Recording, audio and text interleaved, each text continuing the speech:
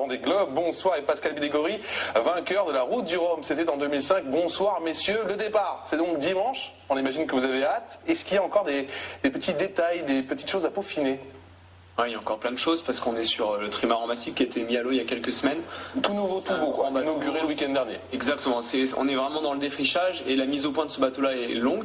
La Transat Jacques Vabre va faire partie de la mise au point de ce bateau. Et on a encore évidemment plein de bricoles à faire sur le bateau. Alors l'équipe est au Havre et continue à travailler jusqu'au départ.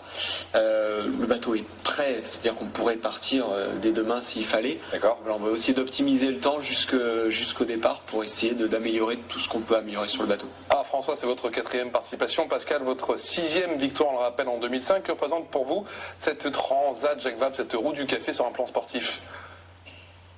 C'est une belle épreuve parce qu'on a la chance de naviguer dans l'hémisphère nord et dans l'hémisphère sud de l'Atlantique. Donc en termes de météorologie, il y a plein de choses qui se passent, on n'a pas le temps de s'ennuyer. Après c'est une belle épreuve parce que ça se passe en double et jusqu'à maintenant j'ai eu la chance d'avoir que des belles histoires avec mes petits collègues de travail. Ouais.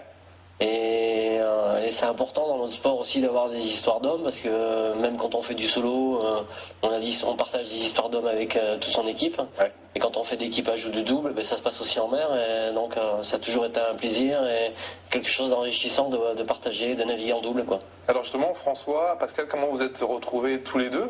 Vous vouliez, je crois, à François, un agitateur d'idées. Qu'entendez-vous par là concernant... Je voulais quelqu'un qui ait l'expérience du multicoque et c'est vrai que Pascal a énormément navigué en multicoque ces dernières années, ces 15 dernières années pratiquement. Ouais, même là, c'est vrai que même si Pascal sort d'un an et demi sur un monocoque, sur la Volvo Ocean Race, et là où il a fait énormément de navigation et météo, donc il est vraiment, il est chaud quoi, il est prêt, il est chaud, il est prêt à y aller. Et voilà, et puis j'ai eu la chance de naviguer avec Pascal il y a quelques années aussi, c'était super bien passé et je me disais voilà que c'était personne idéale pour lancer ce projet avec le trimaran massif. Quel est votre objectif, messieurs, sur cette transat? On peut y aller, on peut le dire, on veut battre le record. Comment ça se passe? Comme a dit François, je pense que voilà, on est des gens un minimum sérieux. Si on est départ la transat, c'est parce qu'on pense qu'on est quand même prêt pour pouvoir la faire. Autrement, on ne serait pas là. Après, on est sur un stade de développement et la Transat Jacques Vabre va être un gros galop d'essai pour ce gros bateau qui a été mis à l'eau juste il y a 2 mois. Donc on n'a pas navigué tous les jours pendant 2 mois parce que voilà, il faut que le bateau avance, il faut qu'il se prépare, il faut qu'il se finisse. Et donc le bateau est vraiment est tout jeune dans son utilisation. Et j'ai envie de dire qu'il aura eu un petit bout de vie quand on sera arrivé à Itajaï. Donc d'ici là, à nous de construire, d'y aller, mètre après mètre ou mille après mille. Ce qui est sûr, c'est que si on n'a pas de gros soucis techniques, je pense qu'on aura envie de se défendre avec honte jusqu'au bout. Et puis on n'en a pas discuté, mais voilà, on sait très bien que si on n'a pas d'emmerde, on va y aller pour faire un résultat. On peut en discuter tout de suite, bien sûr. 11 jours et 5 heures, bien sûr, c'est le record de Sébastien Josse et de Charles Caudrelier. Certains analystes estiment que ça peut peut-être être fait, avec notamment des machines comme votre magnifique bateau massif. En moins de 10 jours, vous pensez, vous aussi, pouvoir peut-être accrocher un nouveau record et passer sous la barre des 10 jours? Bien sûr, je vous coupe, il va répondre François, mais si Charles l'a fait, je pense qu'on peut le faire. Ah, petit message à Charles. C'est possible évidemment parce que les bateaux vont de plus en plus vite. Après ça dépend de la météo tout simplement. Et donc là c'est une course, on ne choisit pas la date de départ. On peut partir avec une mauvaise météo, en tout cas une météo qui ne permet pas forcément d'aller vite vers le Brésil. Donc voilà, nous l'objectif c'est pas de battre le temps de référence, c'est d'essayer d'arriver devant le deuxième si c'est possible, en tout cas avec le moins de bateaux possible. Devant le deuxième c'est bien. Voilà. Devant le deuxième, c'est bien. Quel est votre objectif à plus long terme avec ce magnifique bateau? On le rappelle, 30 mètres de long, 23 de large, 35 mètres de haut. C'est une machine formidable. Je crois qu'il vogue à 70-80 km/h.